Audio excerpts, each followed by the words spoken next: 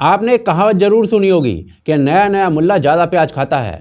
यही case AR. Rahman के साथ हुआ है। भाई साहब ने हाल ही में बीबीसी को एक इंटरव्यू दिया है जिसमें उन्होंने कहा है कि भारत में बढ़ रहे कम्युनलिज्म के माहौल की वजह से उनको काम मिलना बंद हो गया है। यानी सरल शब्दों में भाई साहब कह रहे हैं कि वो मुसलमान हैं, इसलिए लोग उनके साथ काम नहीं करना चाहते। Past 8 years maybe, because the power shift has happened. You know, people who are not creative have the power now to decide things. And might have been a communal thing also, but not in my face. But I hear, you know, like Chinese whispers that this happened and they booked you and the other company, the music company went and funded the movie and got their 5 composers. And I said, oh, that's great. अब देखिए, भले ही आपको ये बात बेहूदी लगे, जो कि है भी, लेकिन ये मामला हल्का नहीं है, क्योंकि ये कोई आम आदमी नहीं बोल रहा है। ये वो शख्स बोल रहा है जिसे इसी देश ने पद्मश्री दिया है, पद्म विभूषण दिया है, 7 नेशनल अवार्ड्स दिए हैं, जिसे इस देश के हिंदुओं ने खुले दिल से अपनाया है। तो ऐसे में सवाल उठता है कि वही देश जिसने इस व्यक्ति को इतना सब कुछ दिया, वही अचानक से इसके लिए कम्युनल कैसे हो गया है। तो भाई साहब, बात कम्युनलिज्म की है ही नहीं, बात हिपोक्रेसी की है, और उस हिपोक्रेसी को कंगना रनौत ने खुद एक्सपोज कर दिया। ए.आर. रहमान के इस नफरती बयान के बाद कंगना रनौत ने अपने इंस्टाग्राम स्टोरी में पोस्ट करके बताया कि कैसे उन्होंने अपनी फिल्म इमरजेंसी के लिए ए.आर. रहमान से संपर्क किया था और वो चाहती थी कि फिल्म का म्यूजिक वही दें। लेकिन ए.आर. रहमान ने फिल्म की कहानी सुने बिना ही काम करने से इनकार कर दिया। इनफैक्ट काम तो दूर, उन्होंने कंगना रनौत से मिलने तक से मना कर दिया। पता है क्यों?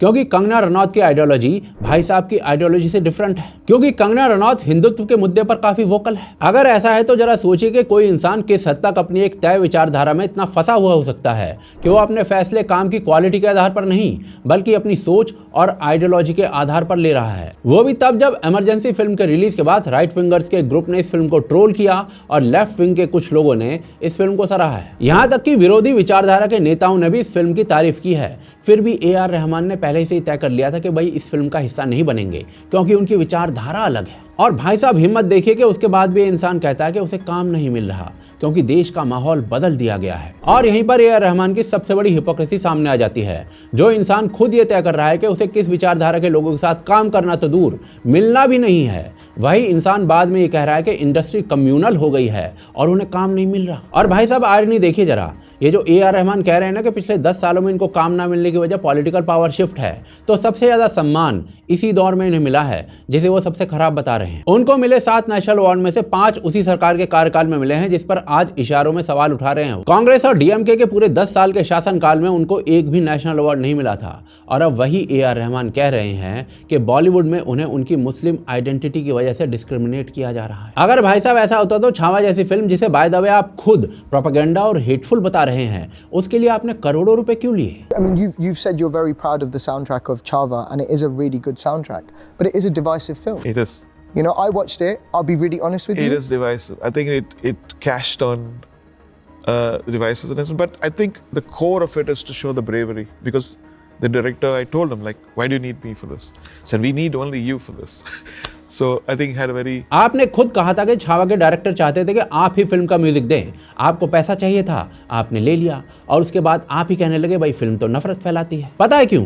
क्योंकि उसमें कौमी अब्बू जान औरंगजेब की क्रूरता का बस 1% दिखा दिया था। और भाई साहब, ये कैसा डिस्क्रिमिनेशन है कि पिछले साल आपको उतने प्रोजेक्ट मिले हैं जितने अरिजीत सिंह और सोनू निगम जैसे सिंगर्स को भी नहीं मिले हैं। सिर्फ पिछले साल की बात करें तो आपने छावा, ठग लाइफ, उफ़े स्यापा और तेरे इश्क में जैसी ना जाने कितनी फिल्मों में म्यूजिक दिया है। और यही नहीं, ये जो बॉलीवुड है, जो आपके अकॉर्डिंग बहुत कम्युनल हो चुका है, उसी बॉलीवुड में अब आप एक मुस्लिम होकर भी रामायण जैसी भारत की सबसे बड़ी फिल्म में एक जूइश हैंस जिमर के साथ म्यूजिक दे रहे हैं। इतनी लगातार अपॉर्चुनिटीज मिलने के बाद भी अगर आज आपको विक्टिम कार्ड खेलना पड़ रहा है ना, तो भाई साहब एक काम कीजिए, अपना हाथ आगे कीजिए, उसमें थूकिए और उसमें डूब मरिए। और भाई साहब, असली डिस्क्रिमिनेशन क्या होता है आपका उसका अंदाजा भी है। गुलशन कुमार को सिर्फ इसलिए गोलियों से भून दिया गया था क्योंकि वो ना ही अपनी हिंदू आइडेंटिटी को छुपाने के लिए रेडी थे, ना ही इस्लामिक अंडरवर्ल्ड के सामने झुकने के लिए तैयार थे। उनके हत्यारों ने उनके सामने आखिरी शब्दों में कहा था कि बहुत पूजा कर ली, अब ऊपर जाकर करना। कंगना रनौत को खुलकर हिंदू पहचान और राष्ट्रवादी सोच रखने के बाद लगातार ब्रांड डील्स और फिल्म ऑफर से बाहर किया गया है। याद करिए कैसे उद्धव ठाकरे ने अपनी पावर का मिसयूज करते हुए उनका घर और उनका ऑफिस तुड़वा दिया था, और ऊपर से उन्हें इंडस्ट्री में भी अनऑफिशियल तरीके से साइडलाइन कर दिया गया था। इसी तरीके से अनुपम खेर के प्रो हिंदू स्टेटमेंट्स और राम मंदिर और हिंदू पहचान पर खुलकर बोलने के बाद कई बड़े प्रोड्यूसर्स ने उनसे संपर्क करना बंद कर दिया था। विवेक ओबरॉय का करियर भी सलमान खान से पंगे और नरेंद्र मोदी के समर्थन के बाद लगभग मेन स्ट्रीम से खत्म कर दिया गया था। इनफैक्ट बॉलीवुड के ऊपर जिहादी दाऊद की विचारधारा ने ही रूल किया है। पर यह कहने का मतलब ये नहीं है कि आज बॉलीवुड प्रो हिंदू है या फिर एंटी हिंदू है। आज दोनों टाइप के एलिमेंट्स आ चुके हैं। आपको धुरंधर भी दिखेगी और अमन की आशा वाली 21 भी। और इसीलिए अगर आप अच्छा काम करेंगे तो आपको पहचान मिलेगी, अगर नहीं करेंगे तो भाई नहीं मिलेगी। अगर पूरा बॉलीवुड एंटी हिंदू होता तो छावा और धुरंधर जैसी फिल्में सुपरहिट नहीं होती, और अगर पूरा बॉलीवुड प्रो हिंदू होता तो हर हिंदू थीम वाली फिल्म हिट हो जाती, जैसे कि बंगाल फाइल्स, वो फ्लॉप हो गई। और इसीलिए मामला ब्लैक एंड व्हाइट का नहीं है। आज बॉलीवुड एक ग्रे जोन में है और असली सच ये है कि इंडस्ट्री कम्युनल नहीं है, इंडस्ट्री कमर्शियल है। जो बिकता है वही चलता है। अच्छे गाने आज भी सुने जाते हैं, पर A.R. रहमान जी, आपने लास्ट अच्छा गाना कब दिया था याद नहीं आ रहा। बाकी भाई साहब, आप सलमान खान से भी पंगा ले चुके हो, और सलमान से पंगा लेने वाले को कितना काम मिलता है बॉलीवुड के अंदर, वो तो कोई रिसर्च का विषय भी नहीं है। कपिल सर की मैंने लिरिक्स सुनी है पहले भी, and he is amazing with that. Rahman आप सबको पता है कि बड़ी एवरेज हैं, करेक्ट ना? I just heard little bit of the song, I think it's beautiful. हमारे लिए कब काम करोगे?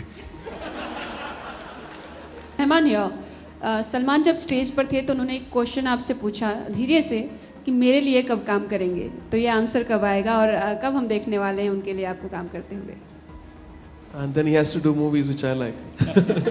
असल समस्या यह है कि A.R. रहमान उस बदलाव को स्वीकार नहीं कर पा रहे हैं जो म्यूजिक इंडस्ट्री में आ चुका है। उनकी मोनोपोली टूट चुकी है और ये बात उन्हें सबसे ज्यादा परेशान कर रही है। और भाई साहब, विक्टिमहुड का ये नैरेटिव कोई नया तो है नहीं, ये पहले भी देखा जा चुका है। सक्सेसफुल हुए तो अपनी मेहनत से हुए, लेकिन जब काम नहीं मिला तो सरकार दोषी, सिस्टम दोषी, माहौल दोषी। और इसका कोई एक एग्जाम्पल नहीं है, बल्कि दर्जनों एग्जाम्पल हैं। चाहे वो हामिद अंसारी हों जो भारत का वाइस प्रेसिडेंट बनने के बावजूद भी कहते हैं कि भारत का मुसलमान तो भाई खतरे में है, या फिर सलमान खान हो जो ब्लैक बक केस में टोपी पहन के कोर्ट जाते हैं ताकि रिलीजन दिखाया जा सके, बाकी कितना टाइम वो स्कल कैप पहनते हैं वो सबको पता है। या फिर संजय दत्त हो जो ये कहते हैं कि उन्हें इसलिए अरेस्ट कर लिया गया क्योंकि उनकी मां मुसलमान थी। या फिर मोहम्मद अजरुद्दीन ही क्यों ना हो जो जब मैच फिक्सिंग स्कैंडल में पकड़े गए तो ये कहते मिले कि वो मुसलमान है इसलिए उनको टारगेट किया जा रहा है। जबकि सच ये है कि जो सच में आदमी काम करना चाहता है ना, उसने हर दौर में जगह बनाई है, चाहे कोई भी सरकार रही हो। A.R. रहमान नो डाउट बहुत ही टैलेंटेड आर्टिस्ट होंगे, लेकिन ये भी फैक्ट है कि आज किसी को एक घंटा फर्क नहीं पड़ता है कि आपने 20 साल पहले क्या बनाया था। आज सिर्फ ये देखा जाता है कि आप अभी क्या दे रहे हैं, और इसीलिए A.R. रहमान को अपनी नाकामी छुपाने के लिए सिस्टम को ब्लेम करना बंद कर देना चाहिए, क्योंकि यही सिस्टम है जिसने उन्हें इतना बड़ा स्टार बनाया है। और अगर उनके साथ डिस्क्रिमिनेशन का डी भी हो रहा होता तो उनके इतने सारे प्रोजेक्ट्स आज की डेट में भी लाइन में नहीं होते। और इसीलिए जरूरत है कि A.R. रहमान उस सम्मान के प्रति अपना आभार दिखाएं, वरना वो दिन दूर नहीं जब इंडस्ट्री से जाते जाते वो खुद अपने हाथ से उस इज्जत को खत्म कर देंगे जो उन्हें इस देश के हिंदुओं ने दी है।